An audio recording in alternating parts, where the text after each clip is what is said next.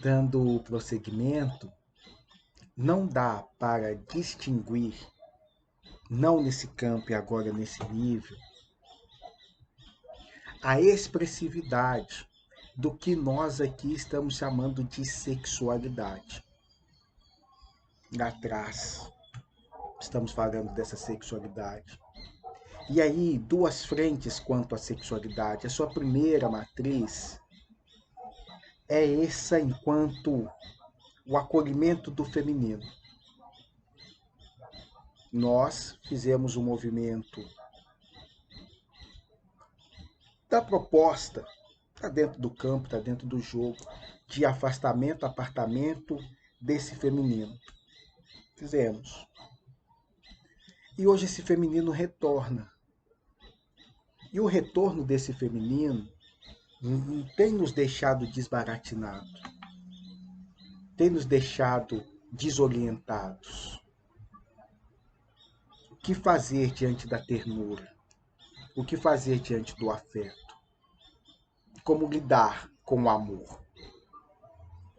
Como lidar com o amor na sua dimensão doativa, receptiva?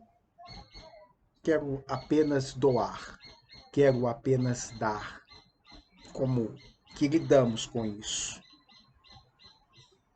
Pira a maioria das nossas estruturas psíquicas, dá curto-circuito total. Desde o enrijecimento até um fechamento e um empobrecimento das trocas, né? um, um, uma tentativa de conter essa leveza e esse abraço, esse sopro do feminino, que é inúmeras vezes caracterizado pelo que a gente chamou de mundos genitais, né? O soco, o tiro, a bomba, o ácido. É assim, então, que eu reajo a isso que me abraça por dentro, de dentro, me envolve, mas me causa muito desconforto. Muitos homens relatando se esse sentimento de afeto os torna e os faz gay. Será que eu sou gay? Será?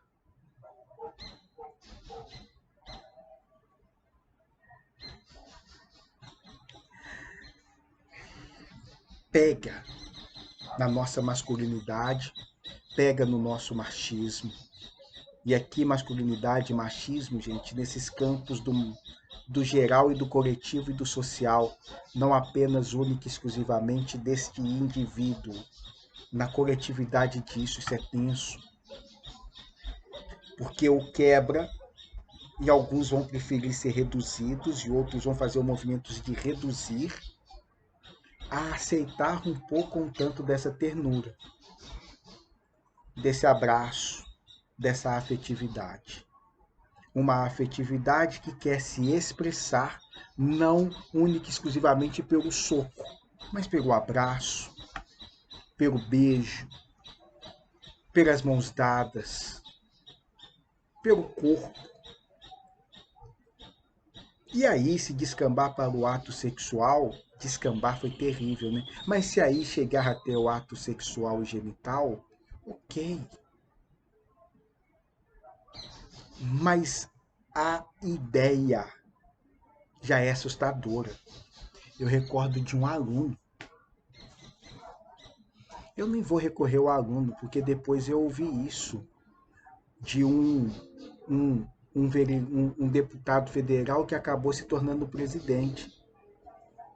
Eu prefiro ter um filho bandido a um filho homossexual.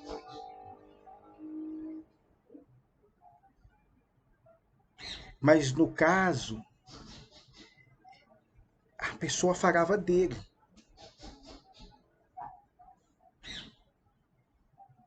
E aí a gente vê diversos atentados aos amigos homossexuais, aos amigos trans, às amigas trans, que partem disso, né? Diante disso em mim, que eu não sei o que é e nem quero saber, mas já me incomoda porque parece que eu estou virando, eu prefiro me tornar um agressor, um opressor, do que aceitar a possibilidade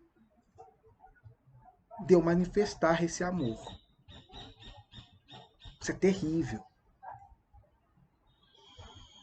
Então são esses silenciamentos de algumas expressividades que nós temos que conversar com muita urgência e temos que respeitar com muita preemência. É para ontem.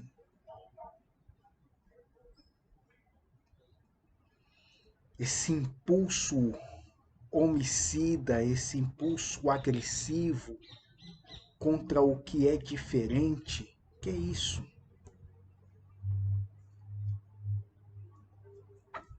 Saio aqui, né? Se fosse um vídeo, eu faria um take, entraria em uma outra tomada, que é a de pensar essas expressividades na sua amplitude mais singular. Pensar esses diversos seres que têm nos chegado, de diversos orbes, de diversos planos, com uma sensibilidade mais refinada e que nos provocam expressividades ainda muito mais elaboradas, nas quais a gente é ogro, no seu sentido mais densificado do termo. Não entendo nada do que esses caras estão falando. Não entendemos a sofisticação, a suavidade de algumas dessas expressões, de algumas dessas expressividades. E queremos, de todo modo, a todo custo, que eles sejam, eu vou chamar de humanos. Mais do que humanos, ou menos que humanos, que eles sejam homens ou mulheres. Isso não é coisa de homem. Isso não é coisa de mulher. E talvez esse rigor, essa apreensão, vai desvelar e dizer, não é mesmo? E esses parâmetros, essas categorizações não cabem provavelmente a esses seres. Esses enquadramentos, esses rótulos os machucam, os violentam a um ponto e a tal sorte que o suicídio é um pensamento recorrente desde tenra idade. A vontade de ir embora, a vontade de se matar, a vontade de não estar mais. É isso.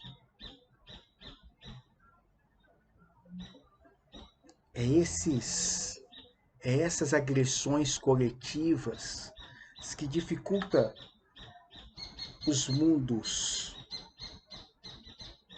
de expressão. E por um lado, aqui outro take, outro recorte, nós temos um conjunto humano muito recalcitrante, que está olhando em volta para o mundo, falando assim, estão transformando tudo isso numa boiolice sem fim, estão transformando tudo isso num feminismo despudorado, estão transformando tudo isso numa interação racial absurda. Essas pessoas desejam, no seu íntimo, e por parte, acredito eu, numa análise não muito esmiuçada, por um preconceito imenso, uma dificuldade imensa de lidar com as diversidades. Sem responder a essa diversidade, sem lidarmos com essa diversidade, A gente cerceia, mutila, estrangula, assassina, suicida gerações inteiras de pessoas muito maravilhosas que vieram para dar uma contribuição e uma elevação às nossas formas de nos relacionar e às nossas maneiras de nos comunicar. Em todos os sentidos, em todos os âmbitos. E essa obsessão que a gente vai tendo pelo genital, meu Deus, esses seres se comunicam em outros níveis e de outras formas, em outras amplitudes, que é muito maior do que só a sexual. A sexual é uma das formas dessa expressividade que apenas remete para esse iceberg que não estamos vendo e que muitos de nós não têm nem condição de ver e perceber. Mas você que tem esta sensibilidade, você que tem essa percepção diferente, precisa compreender-se como participante de uma rede, de uma teia. E é essa rede e essa teia que precisam se ligar, se conectar. Ela tem os seus componentes altamente tecnológicos, o Wi-Fi, mas tem outras de uma natureza fantástica e formidável que precisamos acessar também. É ela onde se reabastece, é ela onde que a gente se estabelece. Bom, são essas as marcações, são um pouco dessas expressões que gostaria de trazer, só como gancho, só como modos, né? Parar diante dessa natureza